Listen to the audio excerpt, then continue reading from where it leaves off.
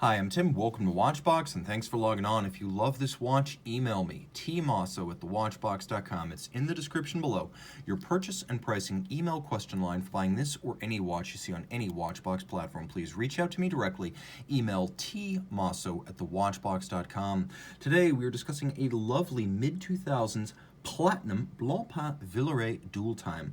38 millimeters in diameter, it is 10.2 millimeters thick, and from lug to lug, 43.5 millimeters with a 20 millimeter spacing between the lugs. This example was retailed in 2007, and it is a lovely throwback to the time when men's dress complications were traditionally sized and handsomely proportioned.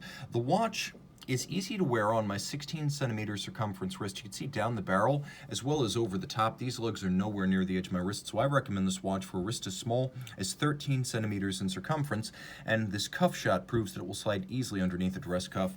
Taking a look at the hardware and the software, as you can see, this is a Blancpain factory strap, black on the top, matte large rectangular scale alligator leather in black. We have a sheer cut edge showing the layers of leather.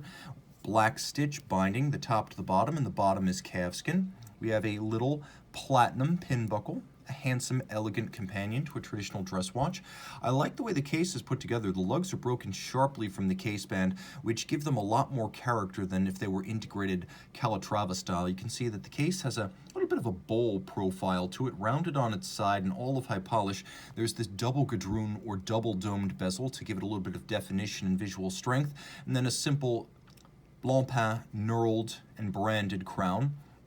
The dial features applique white gold, radially arrayed Roman numerals, including a watchmaker's 4. We have white gold hands and little white gold applique sun and moon. The white gold is used because it will not tarnish or oxidize over time. The dial is silver white with a very fine grained finish.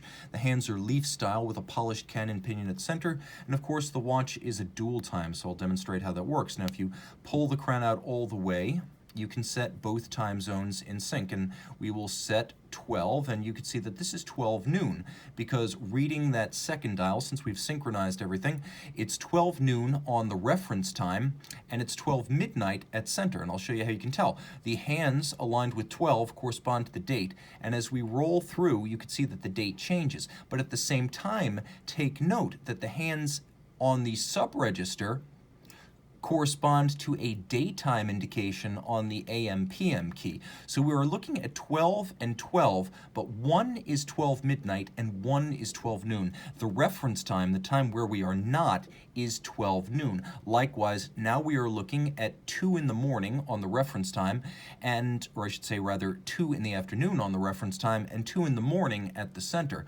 You can adjust them independently. There is a intermediate setting position where you can step that local hour hand, and now you see I'm able to jump that date without actually affecting my reference time in any way.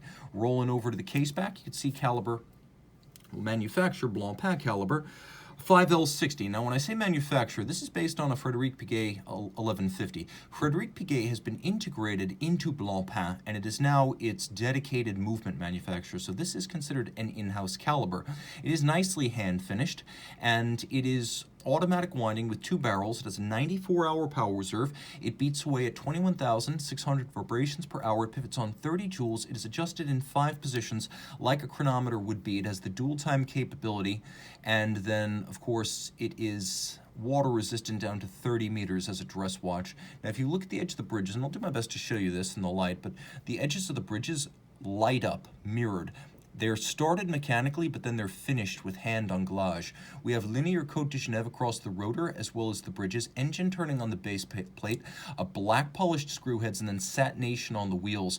A delightful array of manual finishing that I would actually call better than what you'll find on, for example, a standard non-high horology Audemars Piguet watch. And of course, with the twin barrels, you don't have the big drop-off in balance amplitude that happens on a normal single-barrel watch, even a long power reserve single-barrel watch. A single barrel watch, you'll see a big drop off in amplitude after 24 or 48 hours. Here, you're not going to get that because of the more even torque release of the 2 barrels.